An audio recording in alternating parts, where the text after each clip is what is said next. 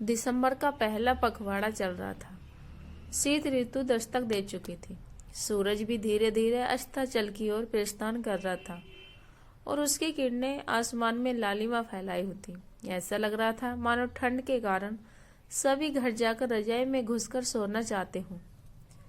Park लगभग खाली हो चुका था, लेकिन हम दोनों अभी तक उसी बेंच पर बैठे बातें कर रहे थे। हम एक दूसरे की बातों में इतने खो गए थे कि हमें रात्रि की आहट का भी पता नहीं चला। मैं तो बस एकाचित हो सचिन की दीवानगी भरी बातें सुन रही थी।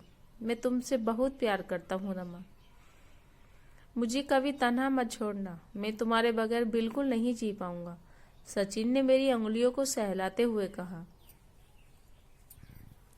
कैसी बातें कर रहे हो सचिन, मैं तो हमेशा तुम्हारी बाहों में ही रहूंगी, जीऊंगी भी तुम्हारी बाहों में और मरूंगी भी तुम्हारी ही गोद में सर रखकर। मेरी बातें सुनते ही सचिन बौखला गया। ये कैसा प्यार है रमा, एक तरफ तो तुम अपने साथ जीने की कस्में खाती हो और अब मेरी गोद में सर रखकर मरना चाहती हो। तुमने एक बार भी यह नहीं सोचा कि मैं तुम्हारे बिना जीकर क्या करूंगा। बोलो रमा, बोलो न। सचिन बच्चों की तरह बिलखने लगा। और तुम, क्या तुम उस दूसरी दुनिया में मेरे बगैर रह पाओगी? जानती हो रमा, अगर मैं तुम्हारी जगह होता तो क्या कहता? सचिन ने आंसू पोंछते हुए कहा। यदि तुम इस दुनिया से पहले चली जाओगी तो मैं तुम्हारे पास आने में बिल्कुल भी देर नहीं करूंगा, और यदि मैं पहले चला गया तो फिर तुम्हें अपने पास बुलाने में देर नहीं करूंगा, क्योंकि तुम्हारे बिना कभी भी नहीं रह सकता। सचिन का यह रूप देखकर पहले तो मैं सहम गई, लेकिन अपने प्रति सचिन का यह पागलपन मुझे अच्छा लगा। हमारे प्यार की कलियां खिलने लगी थीं। किसी को भी हमारे प्यार से कोई ऐतराज नहीं था। दोनों ही घरों में हमारे रिश्ते की बातें होने लगी थी। मारे खुशी के मेरे कदम जमीन पर ही नहीं पड़ रहे थे, लेकिन सचिन को न जाने आजकल क्या हो गया था। हर वक्त वह खोया खोया सा रहता था। उसका चेहरा पीला पड़ता जा रहा था, शरीर भी काफी कमजोर हो गया था। मैंने कई बार उससे पूछा, लेकिन हर बार वह टाल जाता था। मुझे न जाने क्यों ऐसा लगता था जैसे वह मुझसे कुछ छिपा रहा है। इधर कुछ दिनों से वह जल्दी शादी करने की जिद कर रहा था। उसकी जिद से छिपे प्यार को भी मैं समझ रही थी, मगर मेरे पापा मेरी शादी अगले साल कराना चाहते थे ताकि मैं अपनी पढ़ाई पूरी कर सकूं। इसलिए चाहकर भी मैं सचिन की जिद न मान सकी। सचिन मुझे दीवानों की तरह प्यार करता था और मुझे पाने के लिए वह कुछ भी कर सकता था। यह बात मुझे उस दिन समझ में आ गई जब शाम को सचिन ने फोन करके मुझे अपने घर बुलाया। जब मैं वहां पहुंची तो घर में कोई भी नहीं था।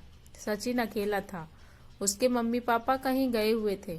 सचिन ने मुझे बताया कि उसे घबराहट हो रही थी और उसकी तबीयत भी ठीक नहीं है, इसलिए उसने मुझे बुलाया है। थोड़ी देर बाद जब मैं उसके लिए कॉफी बनाने रसोई में गई, तभी सचिन ने पीछे से आकर मुझे पकड़ लिया।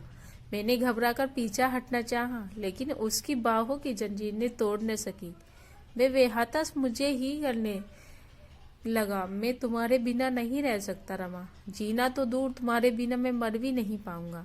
आज मुझे मत रोको, रमा को अकेले नहीं रह पाऊंगा। मेरे मुंह से तो आवाज तक नहीं निकल रही और एक बेजान लता की तरह मैं उससे लिपटी चली गई। उसकी आंखों में बिछोड़ने का वह साफ झलक रहा था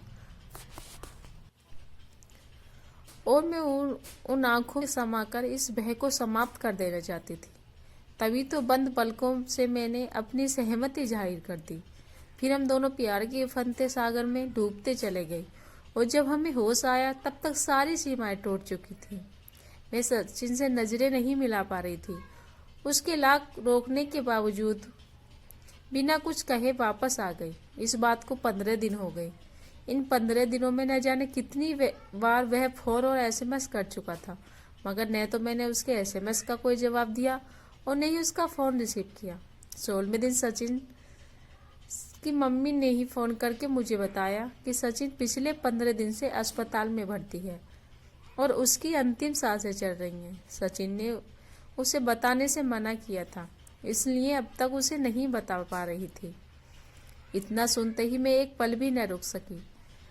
अस्पताल पहुंचने पर मुझे चला कि वह उसकी जिंदगी बस कुछ ही क्षण बाकी है। परिवार के सभी लोग आंसुओं के सैलाब को रोके हुए थे।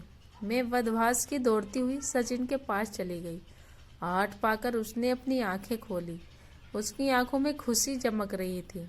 मैं दौड़कर उसके किरसाए काया से लिपट गई। तुमने मुझे क्यों नहीं बताया सचिन? कॉल में लिखकर सैकड़ों बार मैसेज किए थे। क्या एक बार भी तुम अपनी बीमारी के बारे में मुझे नहीं बता सकते थे? क्या मैं इस काबिल भी नहीं रही तुम्हारा गम बांट सकूं? मैं हर दिन तुम्हें फ़ोन करता था रमा, पर तुमने एक बार भी क्या मुझसे बात की? नहीं सचिन, ऐसी कोई बात नहीं थी। लेकिन उस दिन की घटना वजह से मैं तुमसे नज़रें नहीं पिला पा रही थी। लेकिन गलती तो मेरी भी थी न रमा? फिर तुम क्यों नज़रें चुरा रही थी? वह तो मेरा प्यार था रमा, ताकि तुम जब तक जीवित रहोगी मेरे प्यार को याद कर सकोगी। नहीं सचिन, हमने साथ जीने मरने का वादा किया था। आज तुम मुझे मझधार में अकेला छोड़कर नहीं जा सकते। उसकी मौत के एहसास से मैं कांप उठी। अभी नहीं रमा, अभी तो मैं अकेला जा रहा हूँ, मगर तुम मेरे पास जरूर आओगी रमा। तुम्हें आना ही पड़ेगा। बोलो रमा, आओगी न अपने सचिन के पास? अभी सचिन और कुछ कहता कि उसकी सांसें उखड़ने लगीं और डॉक्टर ने मुझे बाहर जाने को कह दिया। डॉक्टर की लाख कोशिश के बावजूद सचिन को नहीं बचा सका। मेरी तो दुनिया ही उजड़ गई थी। मेरा तो सुहागन बनने का रंगीन ख्वाब भी चकनाचूर हो गया।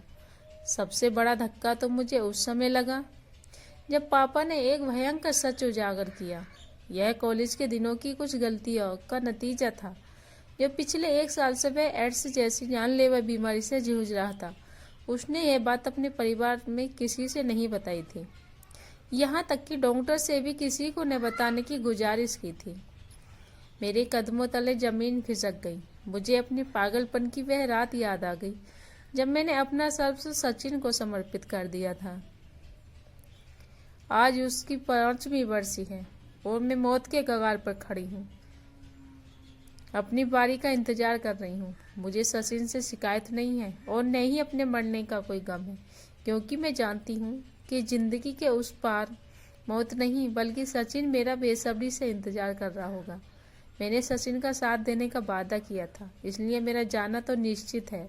परंतु आज तक मैं ये नहीं समझ पाई कि मैंने और सचिन ने जो किया वह सही था या गलत। सचिन का वादा पक्का था। मेरे समर्पण में प्यार था या हम दोनों को प्यार की मंजिल के रूप में मौत मिली? यह प्यार था कि यही प्यार है? क्या पता मेरी डायरी में लिखा यह वाक्य मेरे अंतिम वाक्य हों। कल का सूरज मैं देख भी पाऊँ या नहीं, मुझे नहीं पता।